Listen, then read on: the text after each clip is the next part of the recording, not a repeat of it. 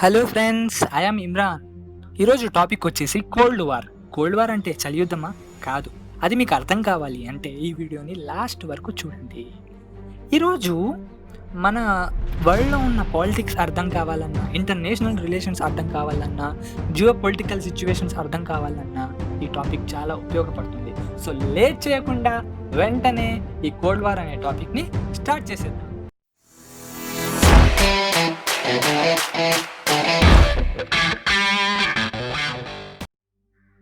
ఎంతోమంది జీవితాలని నాశనం చేసి, ఎంతోమంది పిల్లల్ని అనాథల్ని చేసి, ఎంతోమంది సైనికుల్ని వికలాంగుల్ని చేసిన ప్రపంచ యుద్ధం, రెండో ప్రపంచ యుద్ధం ముగిసిపోయాక ప్రపంచమంతా నా సొత్తే అని ఫీల్ అయ్యే బ్రిటిష్, ఫ్రాన్స్ లాంటి పెద్ద పెద్ద యూరోపియన్ కంట్రీస్ యొక్క పెత్తనం కూడా పడిపోయింది. ఎందుకంటే ఈ యుద్ధం అనేది యూరోపియన్ యొక్క మేజర్ ల్యాండ్లోనే జరిగింది. కావున వాళ్ళ యొక్క ఎకానమీ, ఇన్ఫ్రాస్ట్రక్చర్, మ్యాన్ పవర్ అనేది చాలా వరకు తగ్గిపోయింది. అలాంటి సమయంలో యుఎస్ఏ అండ్ యుఎస్ఎస్ఆర్ ఈ టూ కంట్రీస్ చాలా పవర్ఫుల్గా ఎమర్జ్ అయ్యాయి. యుఎస్ఏ అండ్ యుఎస్ఎస్ఆర్ ఈ టూ కంట్రీస్లో రెండో ప్రపంచ యుద్ధం సమయంలో చాలా తక్కువ యుద్ధం వీళ్ళ యొక్క ల్యాండ్ మీద జరిగింది. కాబట్టి వాళ్ళ యొక్క ఇన్ఫ్రాస్ట్రక్చర్ అండ్ ఎకానమీ అనేది మిగతా కంట్రీస్తో పోల్చుకుంటే చాలా పవర్ఫుల్గా ఉండేది.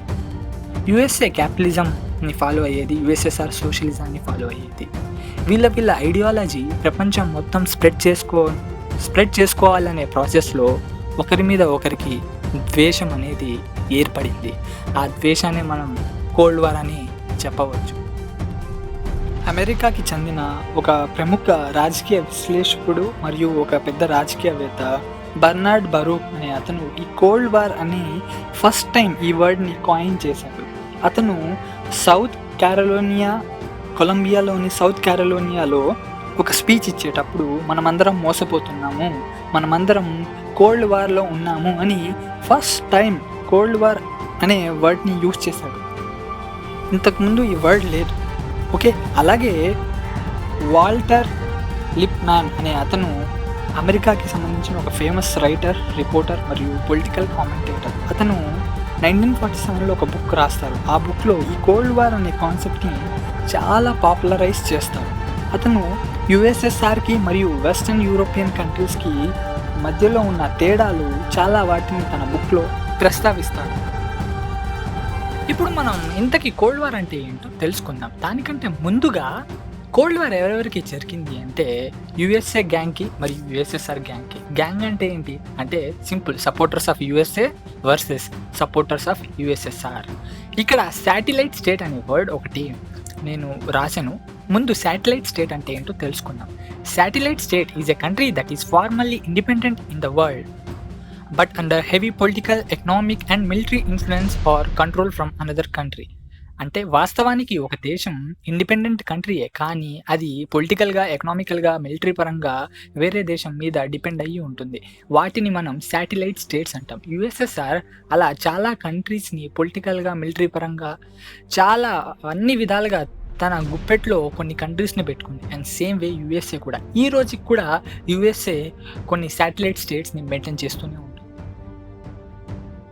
ఫ్రెండ్స్, ముందుగా కోల్డ్ వార్ అంటే డైరెక్ట్ వార్ కాదు, ఇదొక ఇండైరెక్ట్ వార్. ఎలాగా అంటే యుఎస్ఏ కానీ యుఎస్ఎస్ఆర్ కానీ ఇద్దరు ఎక్కడా డైరెక్ట్గా ఫైట్ చేసుకోలేదు, ఒక సింగిల్ బుల్లెట్ కూడా పేల్చలేదు. బట్ వీటి సపోర్టింగ్ నేషన్స్ గొడవ పడేటప్పుడు వీళ్ళు ప్రాక్సీ వార్ చేసేవాళ్ళు. అంటే రెండు దేశాలు గొడవ పడేటప్పుడు ఒక దేశానికి యుఎస్ఏ సపోర్ట్ చేసేది, ఇంకో దేశానికి యుఎస్ఎస్ఆర్ సపోర్ట్ చేసేది. ఈ విధంగా ఈ యుద్ధాలు జరిగేటప్పుడు ఈ విధంగా ఉంటుంది. ఇంతకీ అసలు ఈ కోల్డ్ వార్ రావడానికి మేజర్గా ఒక ఇన్సెక్యూరిటీ అనేది కారణం. ఫ్రెండ్స్, వరల్డ్ వార్ 2 తర్వాత ఈ ఆటమ్ బాంబ్, ఆ న్యూక్లియర్ వెపన్ అనేది చాలా ఫేమస్ అయ్యాయి. ఇంతకుముందు ఇవి లేవు, బట్ ఇవి ఉండే లోపల యుఎస్ఏకి ఒక రకమైన ఒక సూపర్ పవర్. ఇప్పుడు ఒకరి దగ్గర చాలా పవర్ఫుల్ వెపన్ ఉన్నప్పుడు అతను చాలా పవర్ఫుల్ వ్యక్తి అని అర్థం. అదేవిధంగా ఇప్పుడు న్యూక్లియర్ వెపన్స్ అనేవి యుఎస్ఏ దగ్గర ఉండే లోపల యుఎస్ఏ అనేది నేను చాలా పవర్ఫుల్ నేషన్ అని ఫీల్ అయింది. అండ్ సేమ్ వే యుఎస్ఎస్ఆర్ కూడా న్యూక్లియర్ వెపన్స్ని తయారు చేయడం స్టార్ట్ చేసింది. ఈ కారణం వల్ల ఇద్దరి మధ్య ఒక సార్ట్ ఆఫ్ ఇన్సెక్యూరిటీ, వరల్డ్ మీద డామినేషన్ చూపించే ప్రాసెస్లో ఈ కోల్డ్ వార్ అనేది స్టార్ట్ అయింది. సో చూడు, ఇక్కడ ఒక పాయింట్ ఉంది. It is not a direct war or battle fought between nations with arms and weapons, but it is a type of war fought around diplomacy, financial support and mental condition. ఇది డైరెక్ట్గా యుద్ధం కాదు, ఇదొక diplomacy కోసం, financial support మీద మరియు mental కండిషన్స్తో fight చేసిన సిచ్యువేషన్స్ని cold war అంటారు. సో ఈ కోల్డ్ వార్లో ఏ కంట్రీ కూడా ఎస్కేప్ అవ్వలేదు, డైరెక్ట్లీ ఆర్ ఇండైరెక్ట్లీ. యుఎన్ఓకి ఇది ఒక పెద్ద ఛాలెంజ్. ఇలాంటి టైంలోనే న్యూగా ఇండిపెండెంట్ పొందిన దేశాలన్నీ ఒక ఆర్గనైజేషన్గా ఫామ్ అయ్యాయి. దాన్నే మనం నాన్ అలైన్మెంట్ మూమెంట్ అంటాం. ఫ్రెండ్స్, మీ అందరికి ఒక క్వశ్చన్. నాన్ అలైన్మెంట్ మూమెంట్లో టాప్ 3 లీడర్స్ ఎవరైతే యాక్టివ్గా రోల్ ప్లే చేశారో వాళ్ళ పేర్లు మీరు కామెంట్ సెక్షన్లో మెన్షన్ చేయండి తప్పకుండా. Done. So this is a task for you. So newly independent nations అన్నీ కలిసి నాన్ అలైన్మెంట్ మూమెంట్ అని ఒక ఆర్గనైజేషన్గా ఫామ్ అయ్యాయి.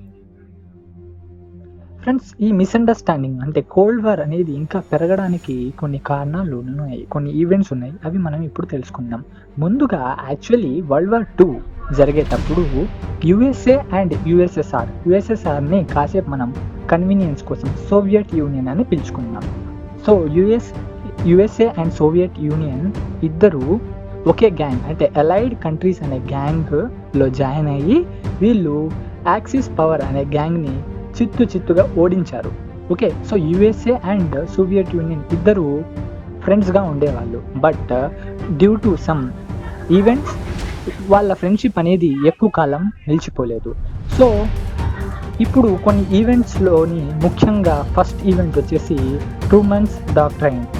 సో ఈ ట్రూమన్స్ డాక్ట్రైన్ ముందుగా ట్రూమన్స్ డాక్ట్రైన్ అప్పటి USA president Harry S Truman March 12, 1947 రోజు ఒక పాలసీని అనౌన్స్ చేస్తారు.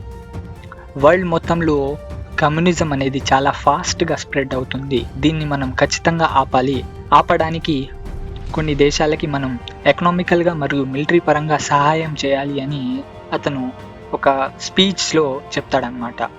సో ఈ స్పీచ్ ఆర్ ఈ పాలసీ మొత్తాన్ని ఫేమస్గా ట్రూమన్స్ డాక్ట్రైన్ అని ఫేమస్గా పిలుస్తూ ఉంటారు.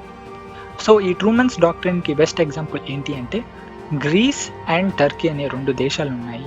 ఈ 2 దేశాల్లో వరల్డ్ వార్ 2 అయిపోయాక there was a political instability. So చాలామంది పీపుల్ కమ్యూనిస్ట్ సపోర్ట్ చేసే పీపుల్ అక్కడ కమ్యూనిస్ట్ గవర్నమెంట్ ఫామ్ చేయాలని ట్రై చేస్తూ ఉంటారు. కానీ అదే సమయంలో బ్రిటిష్ ఆ ఏరియాని కంట్రోల్ చేస్తూ ఉంటుంది. సో బ్రిటిష్ చెప్పేస్తుంది యుఎస్ఏతో, నేను ఈ ఏరియాని ఇంకా కంట్రోల్ చేయలేను, నా వల్ల కాదు అని. ఆ సమయంలో యుఎస్ఏ ఈ డిసిజన్ తీసుకుంటుంది. ఏమని అంటే గ్రీస్ అండ్ టర్కీకి ఎకనామికల్గా మరియు మిలిటరీ పరంగా సపోర్ట్ చేస్తుంది. దీనివల్ల కమ్యూనిజం వైపు అట్రాక్ట్ అవ్వకుండా అక్కడ క్యాపిటలిజం మరియు డెమోక్రసీ ఎస్టాబ్లిష్ అయ్యేలా ట్రూమన్ ఆలోచిస్తాడు. అమెరికన్స్ పాయింట్ ఆఫ్ వ్యూ ప్రకారము ఈ గ్రీస్కి టర్కీకి హెల్ప్ చేసే విధానాన్ని వాళ్ళు we are the saviours of the democracy, we want to restore peace in those places. So as a responsible country we are helping these countries to set up democracy అని చెప్తాయి. So మనం మ్యాప్ లొకేషన్ అబ్జర్వ్ చేస్తే ఈ పిక్చర్లో green colour ఏరియాని grace అంటాము, orange colour ఏరియాని Turkey అని అంటాము. ఇది స్ట్రాటజికల్లీ ఇద్దరికీ చాలా ఇంపార్టెంట్, యుఎస్ఏకి మరియు సోవియట్ యూనియన్కి. ముందుగా సోవియట్ యూనియన్కి ఎందుకు ఇంపార్టెంట్ అంటే సోవియట్ యూనియన్కి మెడిటరేనియన్ సీతో ట్రేడ్ చేయాలి అంటే, అక్కడికి రీచ్ అవ్వాలి అంటే, బ్లాక్ సీ నుండి మెడిటరేనియన్ సీకి వెళ్ళాలి అంటే ఈ ఏరియాలో ఈ టర్కీకి సంబంధించిన స్మాల్ స్ట్రేట్స్ నుండి ఆ ప్యాసేజ్ నుండి ద్వారానే వీళ్ళ షిప్స్ అనేవి వెళ్తాయి. సో ఫ్యూచర్లో ఎలాంటి ఆటంకాలు ఉండకూడదు అంటే వీళ్ళకి ఫేవరబుల్ గవర్నమెంట్స్ అక్కడ ఉంటే సోవియట్ యూనియన్కి చాలా ఈజీగా ఉంటుంది. కాబట్టి ఈ గ్రీస్ మరియు టర్కీ ఏరియాలో కమ్యూనిస్ట్ గవర్నమెంట్ని ఎస్టాబ్లిష్ చేయడం కోసం సోవియట్ యూనియన్ చాలా ప్రయత్నిస్తుంది. And USA point of view చూసినట్టయితే ఈ టర్కీ అనేది మిడిల్ ఈస్ట్కి ఒక రకంగా గేట్వే లాంటిది.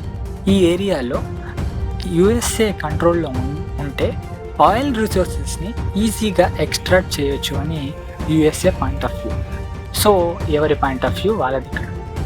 సో మొత్తానికి ఈ ట్రూమన్స్ డాక్ట్రైన్ అనేది కోల్డ్ వార్కి హిస్టోరియన్స్ చాలామంది ఏం బిలీవ్ చేస్తారు అంటే ఈ ఈ ట్రూమన్స్ డాక్ట్రైన్ అనేది కోల్డ్ వార్కి అఫీషియల్ అనౌన్స్మెంట్ అని అంటారు ఒక రకంగా. అంటే సోవియట్ యూనియన్ చేసేది తప్పు అని వీళ్ళ పాలసీ ద్వారా ప్రపంచానికి ప్రకటిస్తారు. కావున ఈ వార్ అనేది స్టార్ట్ అయ్యింది అని చాలామంది విశ్వసిస్తారు. ఈ కోల్డ్ వార్ అనేది స్టార్ట్ అయ్యిందని చాలామంది విశ్వసిస్తారు.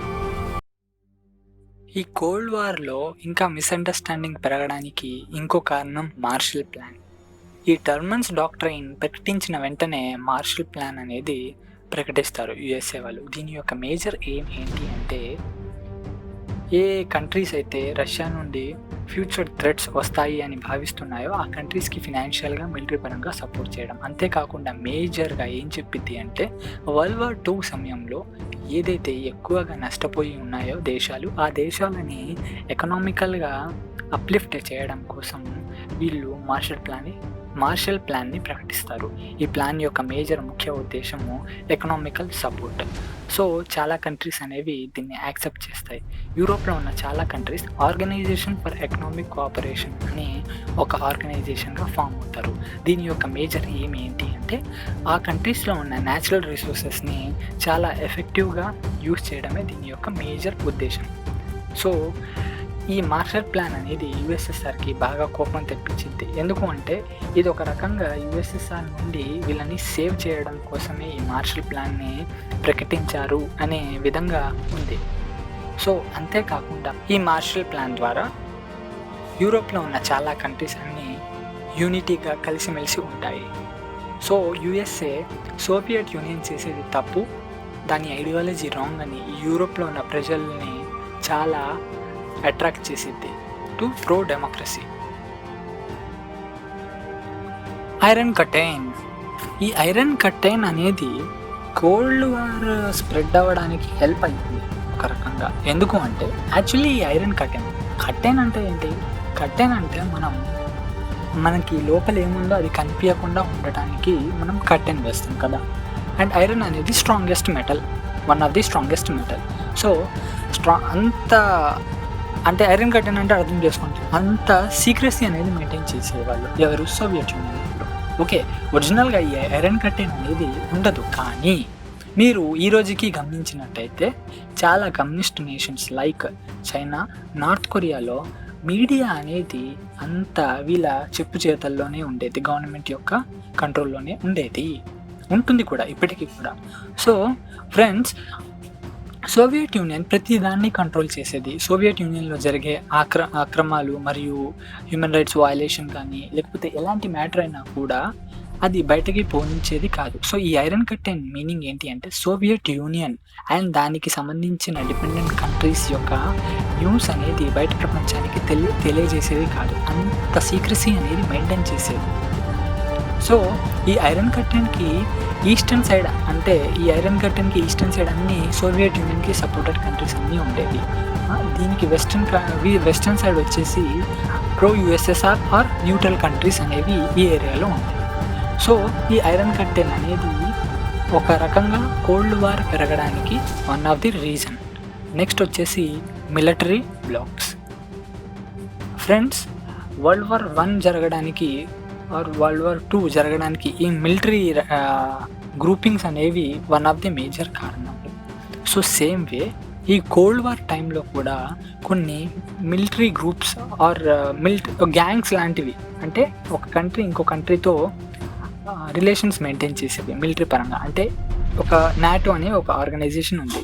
ఈ నాటో అనే ఆర్గనైజేషన్లో ఎవరెవరైతే మెంబర్ నేషన్స్ ఉంటాయో ఈ మెంబర్ నేషన్స్లో ఎవరి మీదైనా వేరే కంట్రీ, నాన్ నాటో కంట్రీ ఎవరైనా దీని మీద అటాక్ చేస్తే మిగతా నాటో కంట్రీస్ అన్నీ కలిసి ఆ కంట్రీ మీద యుద్ధం ప్రకటిస్తుంది. అలాగే ఈ కోల్డ్ వార్ జరిగేటప్పుడు కొన్ని మిలిటరీ బ్లాక్స్ అనేవి ఏర్పడ్డాయి. అవి NATO, SEATO, CENTO and Warsaw pact.